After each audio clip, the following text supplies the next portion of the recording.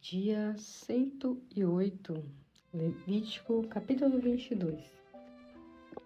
O Senhor continuou falando com Moisés e disse: Diga a Arão e aos seus filhos que tomem todo cuidado para não mancharem as ofertas sagradas que os israelitas dedicaram a mim e que tenham cuidado de não profanar o meu santo nome. Eu sou o seu Senhor. Diga a eles: todo aquele que dentre todos os descendentes em todas as suas gerações estiver impuro, quando se aproximar para oferecer os sacrifícios que os israelitas consagram ao Senhor, será eliminado da minha presença. Eu sou o Senhor.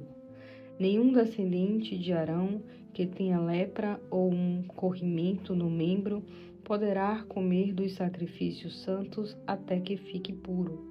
A mesma coisa ocorre com aquele que estiver impuro por ter tocado em um cadáver, com aquele que tenha expelido líquido seminal, ou com aquele que tenha tocado em alguma criatura ou em alguma pessoa que torne-o impuro, por qualquer motivo.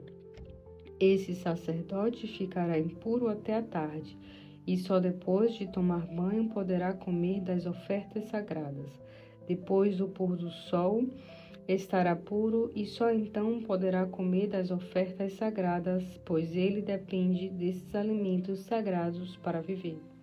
O sacerdote não poderá comer carne de qualquer animal que sofreu morte natural ou que foi despedaçado por algum animal selvagem. Se comer, ficará impuro. Eu sou o Senhor. Os sacerdotes terão de obedecer cuidadosamente às minhas ordens. Se desobedecerem, estarão profanando o nome do Senhor, levarão sobre si o pecado e morrerão. Eu sou o Senhor, que os santifico. Somente o sacerdote e as pessoas da sua família poderão comer das ofertas sagradas, ninguém mais. Nem o hóspede de um sacerdote, nem o seu empregado, mas o escravo comprado pessoalmente pelos sacerdotes e o filho dos escravos nascidos na casa do sacerdote poderão comer dessas ofertas.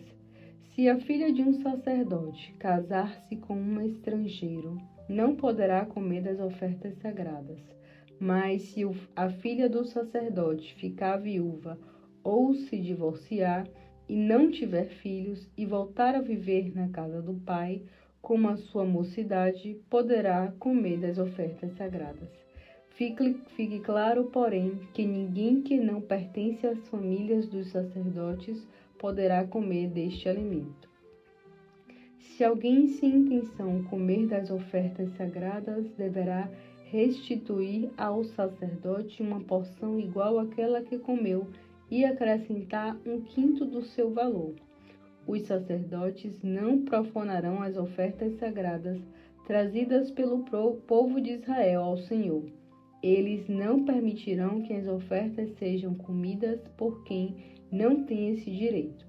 Quem desobedecer a essa lei será culpado e deverá ser castigado. Eu sou o Senhor, que os santifico. Disse o Senhor a Moisés: diga o seguinte a Arão e seus filhos e a todo o povo de Israel: se um israelita ou um estrangeiro que vive no meio do povo quiser apresentar um sacrifício ao Senhor, um animal que vai ser queimado, seja para cumprir voto, seja como oferta voluntária, apresentará um macho sem defeito, podendo ser um boi, um carneiro ou um bode, para que seja aceito. Nenhum animal com defeito será aceito, pois não produzirá benefício algum a vocês. Se alguém apresentar uma oferta de paz trazendo um animal do gado ou do rebanho de ovelhas, seja para cumprir um voto ou como oferta voluntária, o animal deverá ser sem defeito para que seja aceita a oferta. Um animal cego, aleijado, mutilado, com ferida ou com outra doença na pele, não deverá ser oferecido ao Senhor. Não poderá ser apresentado como oferta queimada no altar do Senhor. Porém, vocês poderão apresentar um boi ou um carneiro deformado como oferta voluntária, mas no caso de cumprimento de voto não serão aceitos. Vocês não poderão oferecer ao Senhor um animal com os testículos manchados, machucados, esmagados, arrancados ou cortados. Nunca pensem em oferecer um animal nessas condições na sua terra. Também não aceitem de um estrangeiro um animal nessas condições para oferecê-lo como alimento ao seu Deus. Esses animais são impuros e imprestáveis por causa dos seus defeitos e não serão aceitos em favor de vocês. O Senhor continuou falando com Moisés. Quando nascer um bezerro, um cordeiro ou um cabrito, ficará 7 dias junto com a mãe. Do 8º em diante, poderá ser sacrificado como oferta queimada ao Senhor. Não mate no mesmo dia uma vaca ou uma ovelha e sua cria. Quando vocês oferecerem um sacrifício de gratidão ao Senhor, ofereçam de tal maneira que seja aceito em favor de vocês. Será comido no mesmo dia em que for morto. Não deixem nada para o dia seguinte. Eu sou o seu Deus.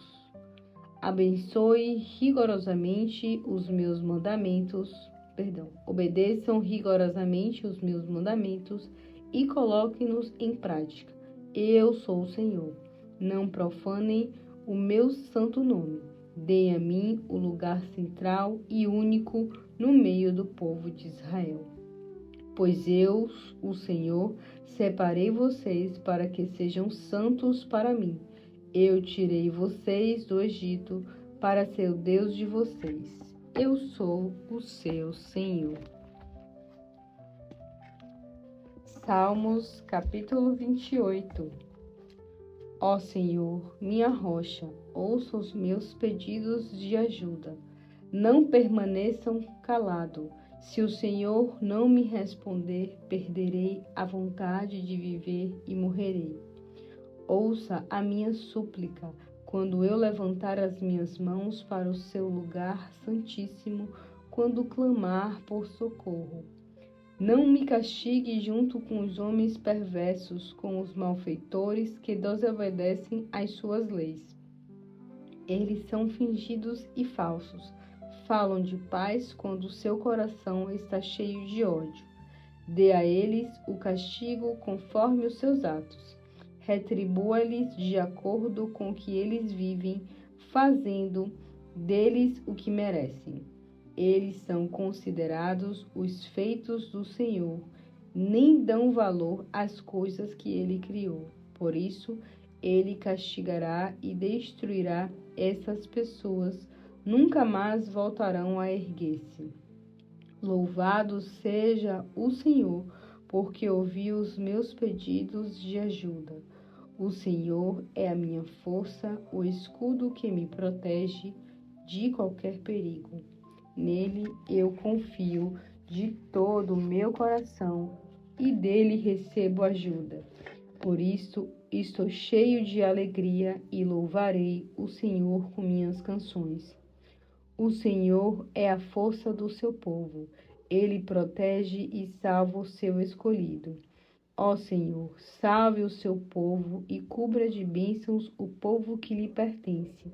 Cuide deles como um pastor cuida de suas ovelhas. Exalte-os para sempre.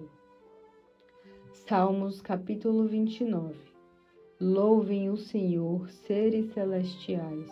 Louvem o Senhor com glória e força. Louvem o Senhor pela grande glória que ele merece. Adorem o Senhor na sua perfeita santidade. A voz do Senhor ecoa sobre as águas, o Deus da glória troveja. A voz do Senhor é forte como um trovão. A voz do Senhor é poderosa. A voz do Senhor é cheia de majestade. A voz do Senhor racha os cedros, sim, o Senhor quebra em pedaços as grandes árvores do Líbano. O Senhor sacode o Líbano e o monte Sirion, Diante do Senhor, eles saltam como bezerros e novilhos selvagens. Quando o Senhor fala, raios de fogo riscam o céu. A voz do Senhor sacode o deserto. Ele faz tremer o deserto de Cádiz. Assustadas com os trovões, as corças nas florestas dão suas crias antes do tempo. A voz do Senhor arranca a casca das árvores dos bosques, e no templo do Senhor todos clamam glória. O Senhor comandou o dilúvio, mostrou que é o rei da criação.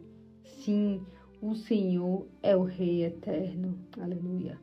O Senhor dá força ao seu povo, ele abençoa o seu povo com a sua paz. Eclesiastes, capítulo 5.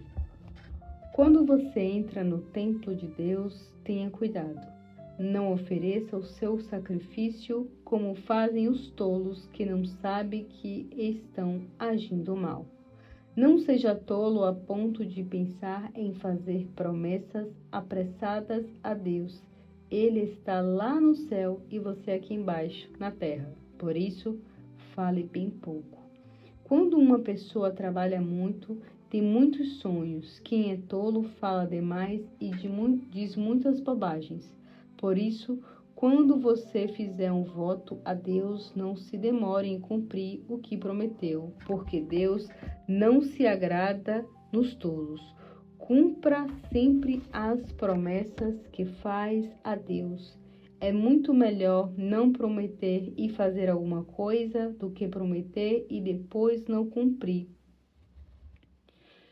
Quando isso acontece, a sua boca faz você pecar.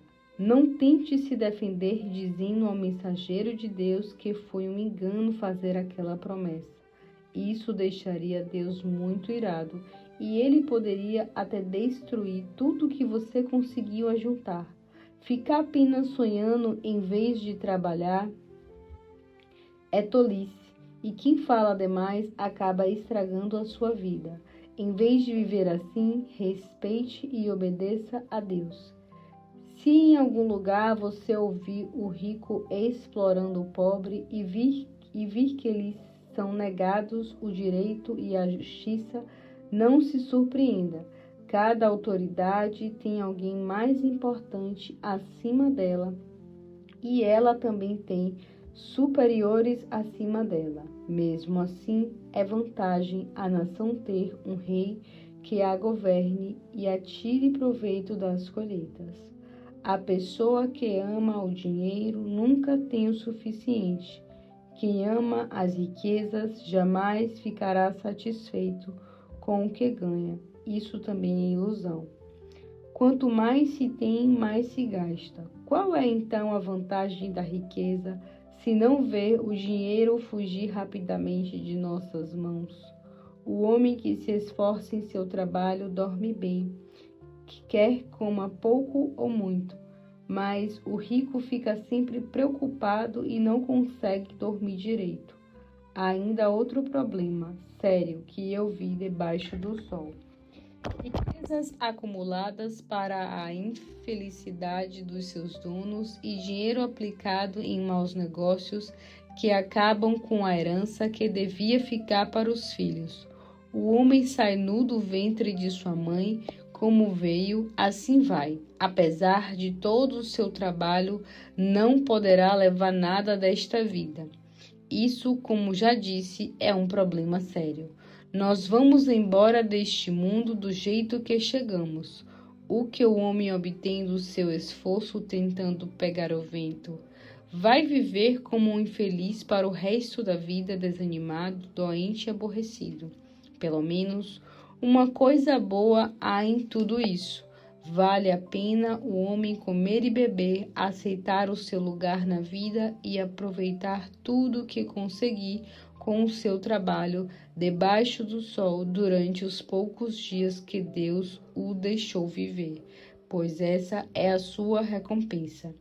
É claro que também é muito bom se o homem recebe riquezas do Senhor e tem boa saúde para aproveitá-las, aceitar o seu destino e aproveitar aquilo que ganha. Isso é, sem dúvida, um presente de Deus. A pessoa que fizer isso não precisará olhar para trás e se preocupar com a brevidade da vida, porque Deus encheu o seu coração de alegria.